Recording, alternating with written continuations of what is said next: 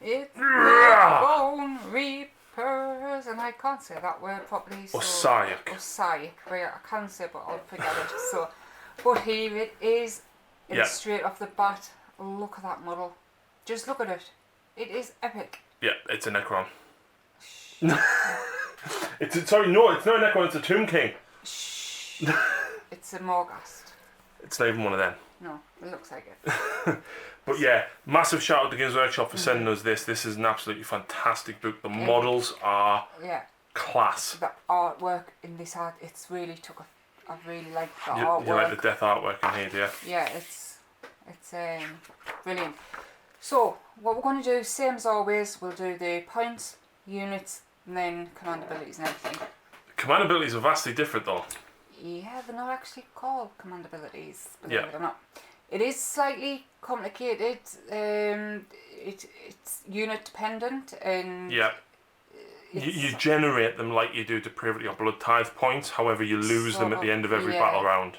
And straight off the bat, though, you don't have to be a hero to use a command ability. And you cannot use this generic 6 for death or. Just the reroll hit rolls of a 1 or reroll a charge. You cannot use them. You have to use what's on the model's war scroll, but then a unit can use one. Yeah. So that's a big thing. So next, it's just some history of them. I'm not reading. I didn't know what Tomb Kings were, so I don't know how much they've changed it. Well, they're not Tomb Kings, basically. No. So like I say, the artwork, it's fantastic. Yeah, it's got everything of how Nagash basically brought them in during the end of Forbidden Power. Basically revealed that there was another Mortarch, and that's the image that a lot of people seen. Everyone thought it was that's Lady Olinda, and there was somebody else arriving very soon, basically. Which of course is the guy that's in here, whose name we shall not say because we can't say it. We will give it a try. A couple of other things. It's brilliant, but I'm a little disappointed, let's say, that there's only this in the big box out. You know, you've got to wait. For the first day, I know it does mean you're not pulling as much out in one go, but for people who are desperate for this army, I hope if they don't drag it out one. I think you'll get a 3-week release. Hopefully, we'll get a 3-week release. Yeah. And then coming to Christmas, it's like. Well, you've got Sisters of Battle, then you've got all the other stuff. We'll put out Nagash and Ark and the Black have new war scrolls. So they do. Those and Morghasts, both variations, are the only things that you can bring in from other armies, essentially. Yeah. But nevertheless, there he is. He's cat across, Mortarch of the Necropolis. Yeah. And is it just me, or does he remind anyone of the named Keeper of Secrets? Shalaxi Hellbane. Yeah. With the spear and the shield. Yep. His pose is very similar. It is very, very similar. So just see some more characters. Vokmortian. Yeah, that's who you get in the Blood and... what's it called? The Blood and Bone box or whatever? You get mixed up with Blood of the Phoenix. Feast of Bones. Feast of Bones. There's too many boxes recently, isn't there? Yeah, more ghasts, which I started painting mine and I quickly got fed up with bone. But I was enjoying them, The Death Riders are so cool, and their battle line as well. You've got 2 battle lines in this. They are the Immortal Guard, I think it is. Honestly, when you read the rules for what this thing does, it doesn't sound good, but when you think about what you can do with it, it's not fantastic. battle line though. No, it's not. So yeah, like again, you get a little there. Look at that. Look at that. Look at this, man. I wish they released some bigger terrain like this. That is. It might be a sign. It's not. Look at the wood skeleton bridge. Yeah. So. There he is. That is just Shalaxi. I'm sorry, but a couple of less arms and. Well, that's Vandus. Exactly. Yeah. Vandus Hammerhand. Yeah. Right. So, shall we jump straight to the points? Yes. Now, people are going to ask about Nagash and Ark and the Black. They've gone up. Yeah, they have. Again. Yeah. So let's have a look. Well, I can tell you now while Lucy's turning the page. Nagash has gone up to 880. Yep, but it has changed, so bear that in mind. Archon has gone up to 360, and Morghast are now 210 apiece. So I'll try and say some of these names. So the Kavalos Death Riders, which are battle line, they're basically your cavalry. 180 points for 5, max unit of 15. And you do get a discount, it's 480. Yeah. Mortec Guard is 130 points for 10, 440 for 40. They are your only battle line. Them two, yeah. Yeah. So we've got the Mortec Crawler, which is the thing that looks a bit like a Mauler Fiend if you're familiar in 40k. That's artillery, 200 points. It is a behemoth as well. The Gothizar Harvester is a behemoth. In fact, no, that's the thing that looks like the Mauler Fiend. The Mortec Crawler's the catapult. He's 200. Yeah. Arch Kavalos Zantdos is 220. He's unique. Catacross, Mortarch of the Necropolis, is 500 points. Yeah. Liege Kavalos is 200. Mortison Bone Shaper is a smaller leader. He's 130. The Soul Mason is 140. The Soul Reaper is 120. And then you've got Vokmorton or Vokmortion, Master of the Bone Tithe, 180. He's actually pretty decent. Yeah. And Archon the Black, 360. Nagash, 880. Immortus Guard for a unit of 3 is 200 points. Both units of Morghast are 210 for 2. And the Necropolis Stalkers are 200 for 3. And then there's a whole host of battalions. Yep. And look at this. Allies. None. Nope. That's it. You can't take anything with these at all. So Legion's abilities. Yeah, you've got a few. Straight off the bat, your Deathless Warriors, it's called, for your Deathless Courtier, Deathless Minion, Spirits. But, so some units have the Hekatos keyword. Yeah. And so to get it, you need to roll a dice each time you allocate a wound or mortal wound to a friendly unit that has the Hekatos keyword. Yep. Or who is wholly within 6 of a friendly Mortec Hekatos. Yeah. Or is wholly within 12 of a friendly Bone Reaper hero. So it's exactly the same as what all the other Deathless ones are, apart from if you have the Hekatos keyword or are wholly within 6 of a Hekatos, you get it as well. Yeah, so it's a bit like the Sylvaneth Hunters. They sort of like extend the range. So another one, you can include Nagash and or Archon the Black in a Bone Reaper's army, even though they do not have the keyword on their war scrolls. If you do, they gain the keyword on their war scrolls, but you cannot include any mercenaries in your army. Which, if you're bringing them to, do you need any? Probably not. Yeah. Probably not. You've got 2, 4, 6 legions or courts. Yep. Wargloves, whatever you like to call them. We'll go over them in a minute. So there's some models that already have, that are locked to specific ones. Yeah, some of the characters are locked to specific so you have to be factions. careful when... Yep. Yep. The best one for me, you don't take Battle Shock at all. No matter. Nope. It's the ranks unbroken. Do not take Battle Shocks for friendly Ossiarch Bone Reaper units. And then it continues. In addition, if your army is a Bone Reaper's army, you cannot use command points. Instead, you use relentless discipline points. At the start of each battle round, before determining who has the first turn, you receive 1 relentless discipline point for each friendly Bone Reaper hero that is on the battlefield. You receive 1 additional point for each war score battalion in your army and each friendly liege that is on the battlefield, and 3 additional points if Catacross is your general and is on the battlefield. So some of them, they have to be on the battlefield, not just in your army. So if they're being removed as casualties, then you don't get the additional point. So, but then you also roll dice for each friendly unit on the battlefield, including the heroes above. For each 6 you receive a relentless point, so you could get 2 for a hero. For each hero, yeah.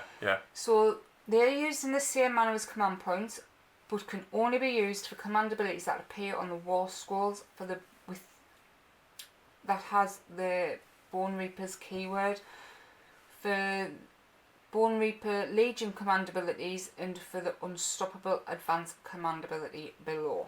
Yeah, so a lot of them have them on the war scrolls, like what you would normally expect, and you can spend them on them. Yeah. When you generate your discipline points at the start of the battle round, any that you have left over from the previous are lost. Which, when you're rolling per unit, per hero... Yeah, I mean, you're going to get less as the game goes on, but, you know, to begin with, you're going to get a lot. So, Unstoppable Advance uses command ability in your movement phase. If you do so, pick one friendly unit that has the Hekatos keyword. Always hold within 6 inches of a friendly Mortek Hekatos. Always hold within 12 of a friendly Bonereapers hero. Yes, I know it's very much. Add 3 inches to the move characteristic in that phase. It can still run or charge if it does not run. You cannot pick the same unit to benefit from this ability more than once. So you can't just go, right, I'm going to use that 3 times and +9 movement. You can only get +3. But, exactly. But still, +3 is decent. I mean, for my Flesh Eaters, I always run Blister Skin, so I get an extra 2, and it's good. Yeah. So we've got a whole host of command traits, artifacts of power. Again, it goes on lots of different people, so we'll cover these a little bit later. But the thing I want to look at is that terrain piece, because that terrain piece is absolutely phenomenal. It really is. It really is. Let's find it. So look at that. The Bone Tithe Nexus, it's a massive, massive scenery piece, mind. It really is. So, what does it do?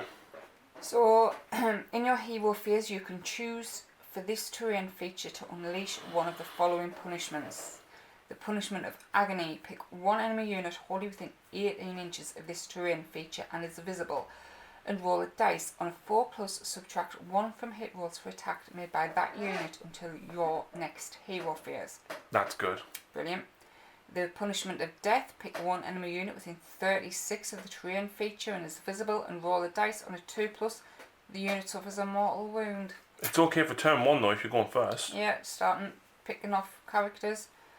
The punishment of Ignorance. Pick one enemy wizard within 36 of this terrain feature invisible. On a 2+, subtract 1 from the casting, dispelling and unbinding for that unit until your next hero phase. Again, that's probably pretty decent for turn 1. That really is. And the punishment of Lethargy. Pick an enemy unit within 18 invisible and roll a dice. On a 4+, that unit cannot run until your next hero phase, and a d6 is used to make the charge rolls for that unit instead of 2d6. That's until massive. Your next hero phase. That if you're running faster anyway with advance. Yeah, you're getting on the objectives first. Yeah, absolutely. That's absolutely fantastic. I like that feature a lot. It's nice that it does that, because there's a lot of terrain features that don't. Of course, we've got the Path to Glory in here, and we've got the massive battalion, which is all of them put together. There's a lot of information in this book.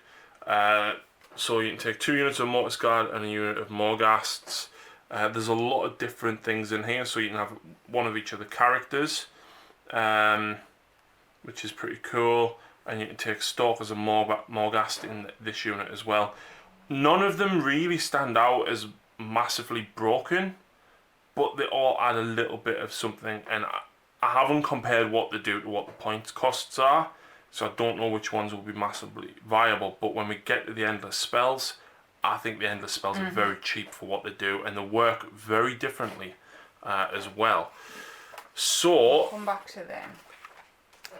Let's go on with the really interesting bit. So Catacross, who is the Mortarch, so he doesn't use his shield basically until he's suffered 13 wounds or more. Bearing in mind he's got 20, okay? So as he basically takes damage, he gets less and less attacks because of his guys dying around him. So these are the only companions that you have whilst you've obviously suffered wounds. So once you've suffered 1 to 3, you've only got those ones left. Once you've suffered 4 to 8, you've only got those 2 left. So yeah, and it details that in the companions thing here. So basically he only brings his shield out when he's got no companions with him. So the shield itself, when you finally do get to use it, has 4 attacks, 3s, -2 and 2 damage. -3. -2. Oh, I was looking at the top. That's his actual combat weapon. So, you know, he's not bad in combat. 500 points for what he does in combat, I don't think it's worth it. However, this is where he starts to get good. So his abilities, if an unmodified hit roll of an attack made with a shield immortus is a 6, it inflicts 2 mortal wounds in addition to any damage. Obviously, when he's hurting, he punches a lot harder. At the start of your hero phase, if this model is on the battlefield, you can pick up to 3 different Bonereaper units wholly within 24 of him. For each of those units, you can heal up to 3 wounds allocated to it. If no wounds allocated, you can heal, replace up to 3 models equal to the wounds combined. So that's pretty good. Nadrite weapons, a lot of people have this actually. So if an unmodified hit roll for an attack made with a Nadrite weapon is a 6, it scores 2 hits on the target instead of 1, make a wound and a save for both. You'll see that across a lot of the book. Command abilities though. You can use this command ability in your shooting phase or any combat phase. If you do so, pick 1 friendly Bonereapers unit wholly within 12 of a model with this command ability. Add 1 to the attack characteristics of weapons in that unit. You can't stack it basically. No. Yeah. So that's pretty good. We've then got Supreme Lord of the Bonereaper Legions. You can use this command ability in your hero phase if Catacross is your general. If you do so until your next hero phase, add 1 to hit rolls for attacks made by friendly Bonereaper units whilst they're wholly within 18 of this model, and add 1 to save rolls for attacks that friendly Mortis Praetorian units while they're wholly within 18 of this model. You can only use this command ability once per hero phase. Yeah. But the companions do help him out as well, so obviously you've got to keep an eye on who he's got with him. So once per turn you can roll a dice if your opponent receives a command point. If you do so, on a 4+, that command point is lost. Yeah, I like that a lot. Yeah. Gnosis Scrollbearer. At the start of your hero phase, you can pick 1 enemy unit that is on the battlefield until your next hero phase, subtract 1 from hit rolls, the target friendly Bonereaper unit. So again, that is pretty good. I love his companions. And then Prime Necropolis.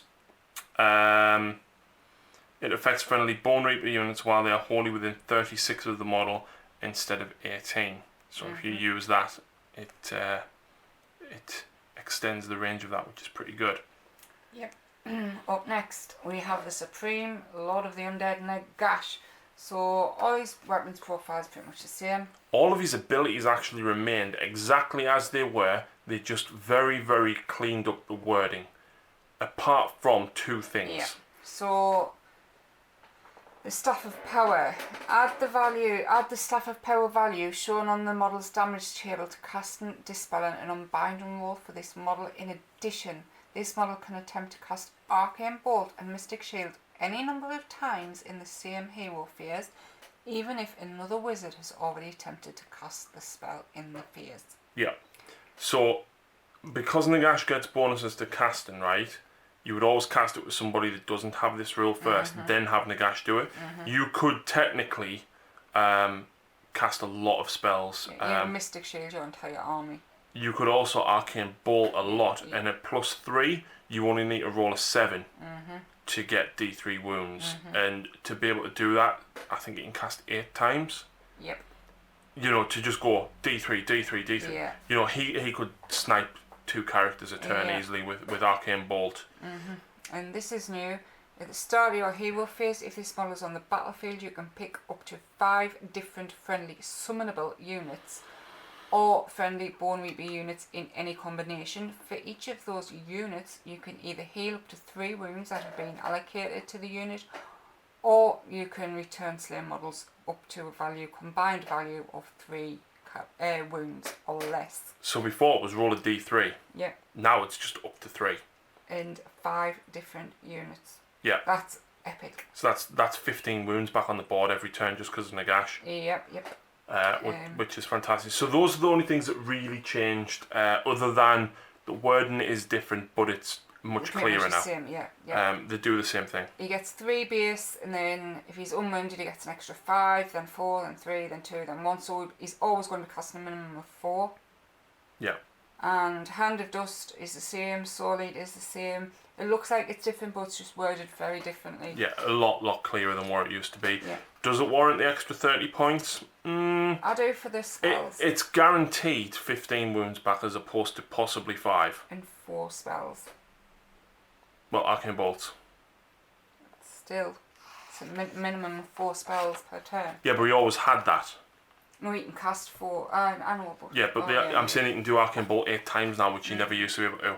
Arkan is very much the same, so he's gone by 20 points, but he can pick 4 units and get 3 models back, or up to 3 wounds, as opposed to 4d3. And he has the same ability as Nagash in relation to Arcane Bolt and Mystic Shield. So obviously he only does get the +2 to cast, but obviously he does get +2 to cast. You could technically do an Arcane Bolt, do 8 from Nagash, and then do 3 from Arkan. Yeah, you can. It's ridiculous. You could do 12 Arcane Bolts. Yeah. And that's just from them. Yeah. Yeah, that's horrendous. We're not going to go over all of the characters, guys, because look, there's so much that they do. There's so many different synergies in the book. But there is a couple of things that I think are quite cool within the book. Yeah. And me and Lucy are going to point them out.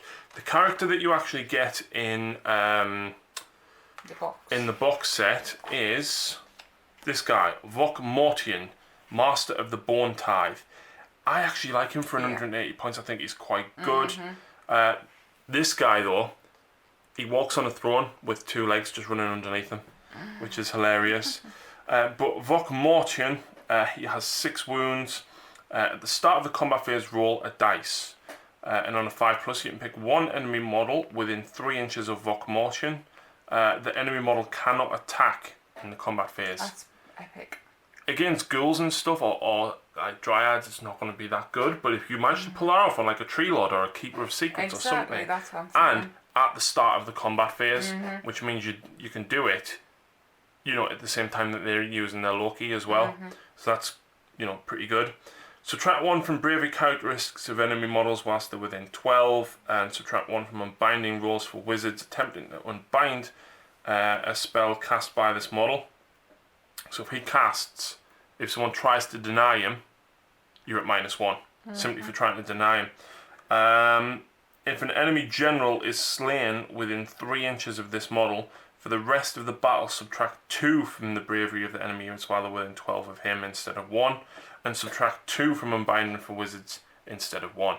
That's pretty good. If that can get in a good position, yeah, he's pretty good. Magic, he can cast 2 spells in your hero phase. He knows 2 spells.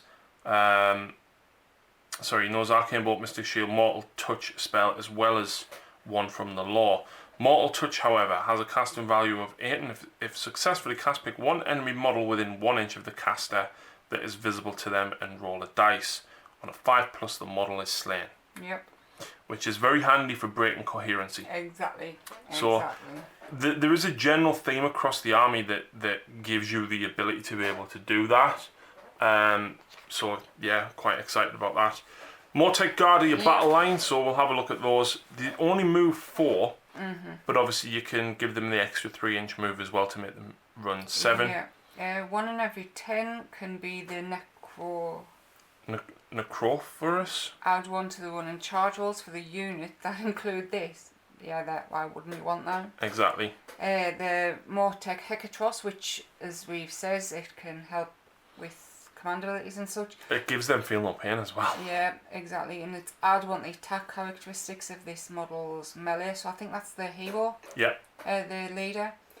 The abilities, it's again, if it's 6 with the blade, the Nadrid blades or spears, it goes 2 hits and you get a roll for each.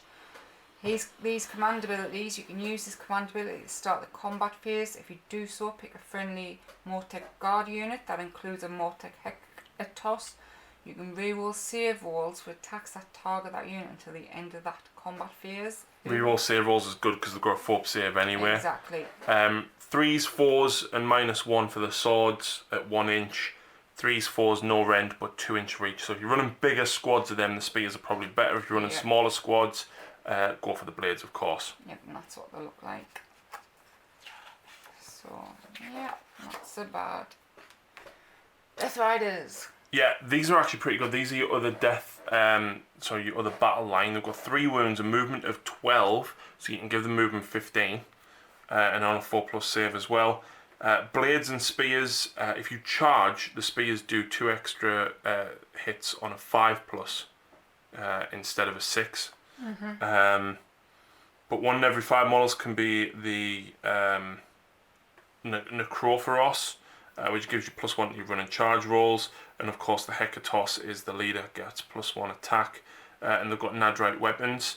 Death Rider Wedge, you can use this command ability when they complete a charge. Pick 1 enemy unit within an inch and roll the number of dice equal to the number of models in the Death Rider unit.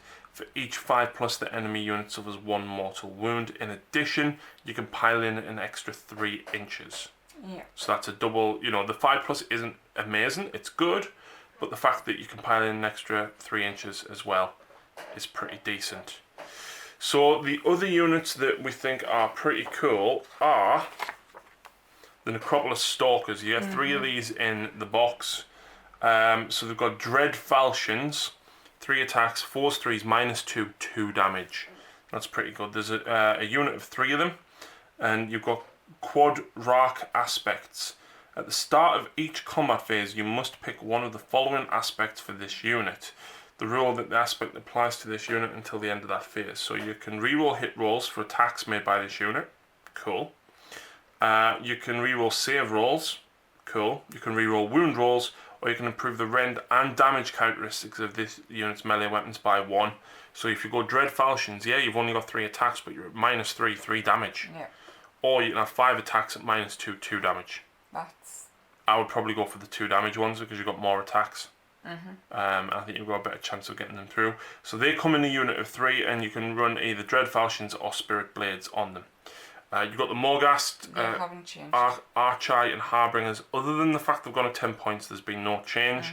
I think that's to stop people allying in for them. Yeah, exactly. The Mortek Crawler. Yeah. I like this. You do. Do you want me to read this? Yeah. So all of the ranges are 6 to 36, okay? And you get a certain amount of abilities depending on what happens.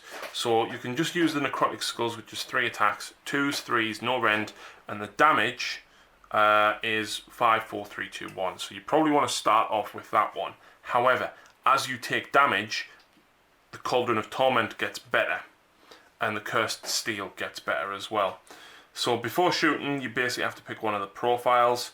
Do not use the attack sequence for an attack made with the Cauldron of Torment. Instead, pick 1 enemy unit that is in range of the attack and roll 1 dice for each model in the target unit.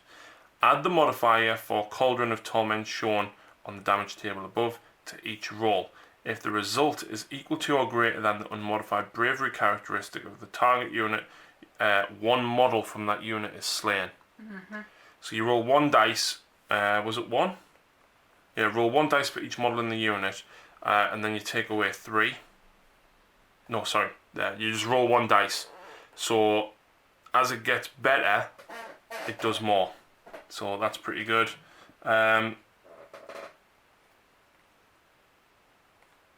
so I think you take it back the other way. So the one that I think's important is the Cursed Steel. Do not use the attack sequence for the Cursed Steel. Instead, pick 1 enemy model that is in range of the attack and roll 2d6. Add the modifier to the Cursed Steel shown on the damage table above to the roll. If the result is equal to or greater than the wounds characteristic of the target, it is slain. So obviously 2d6, take away 3 to begin with. Yep. However, when you get down to like +3 or +1, rolling 2d6, you're probably going to roll, between 6 and 9 on average. And again, pick a model break coherency. You can break coherency quite easily. Especially if you're going against something with big bases like Augurs. Absolutely. Or you can quite easily snipe 5, 6, 7 wound characters with this as well. Very easy. And if you've got 2 or 3 of these in your army, that's horrendous. It's so good. Yeah. So the Gothazar Harvester, I like this. I think this is a really, really cool model.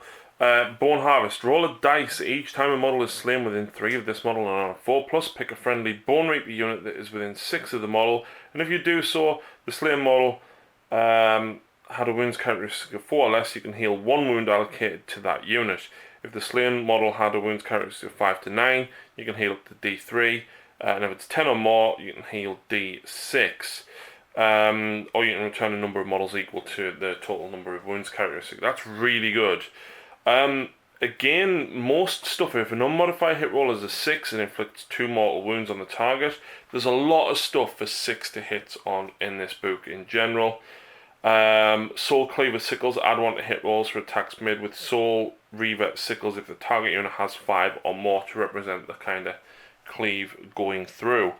Going back to some of the heroes though, I like some of the heroes that's actually on here. So for example, the Bone Shaper, Shardstorm, roll a dice equal to the number of models in the unit, enemy unit within 18 and casting value of 5. For each 6 you do a mortal wound. It's decent. His ability just heals 3 wounds, which is pretty good. The Soul Reaper, Soul Blast, has a casting value of 7. If successfully cast, you can roll 1 dice for each enemy unit within 3 of the caster, or roll 1 dice for 1 enemy unit within 18 of the caster. On a 1, nothing happens. On a 2 or 3, the unit suffers 1 mortal wound. On a 4, it's D3. It's risky, but it's okay. Liege Cavalos is the guy that looks like Vandus Hammerhand. Again, he's got a similar ability for each. When he makes a charge move, roll a number of dice equal to the charge roll, and on a 6 to do a mortal wound. In addition, you can move an extra 3 inches when you're piloting, so he's got like the similar to the Ogres. But there, Ender's Duty, pick a Bonereapers unit wholly within 12 and give them +1 attack. Brilliant, absolutely brilliant. There's a lot of stuff to go in to details. In fact, no, that's the Vandus Hammerhand guy. There's so much synergies, 6s to hit doing everything. You're replenishing a lot of different units. One thing we forgot to mention actually about Nagash magic. He only knows Arcane Bolt, Mystic Shield, Hand of Dust, and Soul Stealer. That's it. He doesn't have the ability to know all the spells on the battlefield for the death units, which is a giant nerf. Listen, he can cast endless spells, and I don't think it was warranted for the 30-point increase on him. But that's not everything that you want to see. Let's go and have a look at the actual spells that he can cast, and some of the other guys can cast as well, as look at the different courts. So the spell lore, Arcane Command, if it's a casting value of 5, if cast you get D3 Relentless Discipline points. Cool. Empower Nadrite Weapons has a casting value of 5. Pick 1 Bonereaper unit wholly within 24 that has Nadrite Weapons. The ability causes 2 hits on the roll of a 5+ instead of a 6+, or a 4+ instead of a 6 for charging Death Riders units. That's really good with the spears. I think spears would definitely be the way to go with them. Protection of Nagash has a casting value of 6. If successfully cast, roll a dice each time a wound or mortal wound is allocated to the caster. And on a 5+ it is negated. Any wounds or mortal wounds are allocated to the caster and not negated. The caster is not slain. Remove them from the battlefield after all wounds and mortal wounds have been allocated. Then set them up anywhere on the battlefield more than 9 inches from any enemy units. After setting up this model, this spell is unbound. That's pretty cool. Reinforced Battle Shields has a casting value of 6. Pick a Bonereapers unit armed with shields or Nadrite Battle Shields, wholly within 12. Until the start of your next hero phase, roll a dice each time you allocate a mortal wound to that unit, and on a 5+ it's negated. It's okay. Drain Vitality has a casting value of 6. Pick an enemy unit within 18. Until your next hero phase, re-roll unmodified hit rolls of a 6 for attacks made by that unit, and re-roll unmodified save rolls of a 6 for attacks that target that unit. That is good. I like that a lot. And Mortal Contract has a casting value of 7. If successfully cast, pick 1 enemy unit within 18 of the caster and is visible. For the rest of the battle, roll a dice at the end of each phase during which any attacks made by that unit inflicted any damage on a Bone Reaper unit, and on 3+ they suffered D3 mortal wounds. That's good. I like that. So let's have a look at the actual courts. So Mortis Praetorian, subtract 1 from bravery characteristics of enemy units while they're within 12. It's okay. Once per battle at the start of your hero phase, gain an additional D3 relentless discipline points. Pick one of the bearer's melee weapons and change the rend characteristic to -3. It's okay. Petrific Elite, add 1 to save rolls for attacks that target Petrific Elite. That is actually really good, just +1 save across your army. Add 2 to the general's wounds, that's good. The first wound allocated to the bearer in each phase is negated, so you just ignore the first wound. That's pretty good. Ossiarch Lords, you can run and still charge. Wow, that's brutal. At the start of the combat phase, pick one enemy hero within 3 of the general. Until the end of that phase, add 1 to hit rolls for attacks made by the general that target that enemy hero, but subtract 1 that target you. So you get +1 to hit, and you are at -1 to hit. The Nadir Bound Mount, you can roll D3 additional dice when a liege uses their unstoppable charge ability. That's decent. Ivory Host, at the start of the combat phase, each friendly Ivory Host unit that is within 6 of a friendly model that currently has any wounds allocated to it becomes subject to rage until the end of that phase. Add 1 to hit rolls for attacks made by that unit that is subject to rage, but subtract 1 from the save rolls for attacks that target the unit. So basically, you would be within range of your own unit. So if you've taken a wound, you get +1 to hit, but you're at -1 save. It's good for aggressive armies, I suppose. Null Myriad. Each time a friendly Null Myriad unit is affected by a spell or endless spell, you can roll a dice, and on a 5+ it's totally ignored. It's okay. Subtract 1 from hit rolls for attacks with melee weapons that target the general. In addition, subtract 1 from the bravery for any units within 3. It's okay. Artifact of Power. Pick one of the bearer's melee weapons. Do not make save rolls for attacks made with that weapon. Wow. And wound rolls inflicted by that weapon cannot be negated when they are allocated to the model. That is fantastic. And the Crematorians, roll a dice each time a friendly Crematorian model is slain by an attack made with a melee weapon. Before the slain model is removed, add 1 to the roll if it is a hero or monster. On a 5+, pick one enemy unit within 3 inches of the slain model. That unit suffers 1 mortal wound. It's okay, it's very complex though. Add 2 to the immolation dice roll instead of 1 if the general is slain. And pick one of the bearer's melee weapons, add 1 to the damage. It's okay. I would probably go with the run and charge or +1 save across the whole army. Now, endless spells is the last thing that we're going to look at. Now, these are a little bit different, okay? As much as they are predatory, they're very, very different. So these 3 spells are soul linked.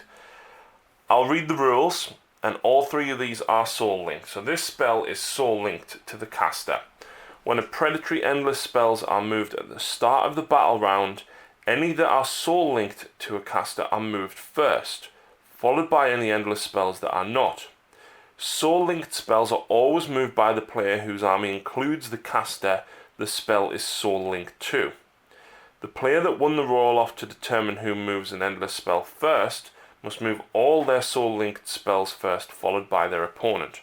So basically, if you go second, you normally get to move an endless spell first. However, if there is a soul linked one on the board, and the Bone Reaper player is going first, he gets to move these spells first before the person going second then gets to move the normal predatory endless spells. So that is, I think that's quite important actually.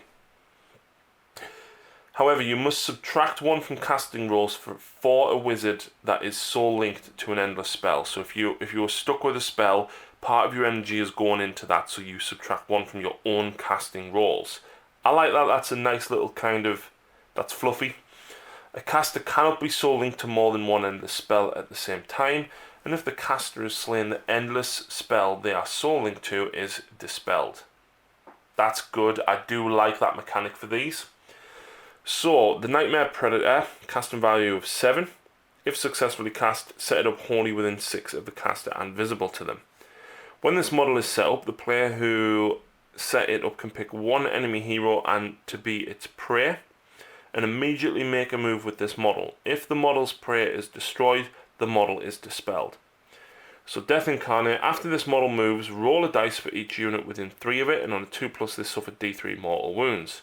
If that unit was this model's prey, on a 2+, they suffer D6 mortal wounds instead of D3. Psychic Bone Reaper units are not affected by this ability. Bone Reaper units, so if you're fighting an enemy Bone Reaper, it won't work. It doesn't say what the movement distance is on it. It flies and can move up to 2d6. So the Soul Stealer Carrion can move up to 16 and can fly. Casting value of 6. You can set it up anywhere on the battlefield that is visible. Soul Thief, at the end of each phase, roll a dice if any Chaos Destruction or Order models were slain within 6 inches of this model during that phase. On a 1 or 2, heal 1 wound allocated to the caster that is soul linked to it. On a 3 or 4, inflict 1 mortal wound on each Chaos Destruction or Order unit within 6. And over 5 or 6, do both of these.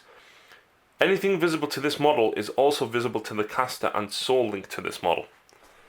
That's good.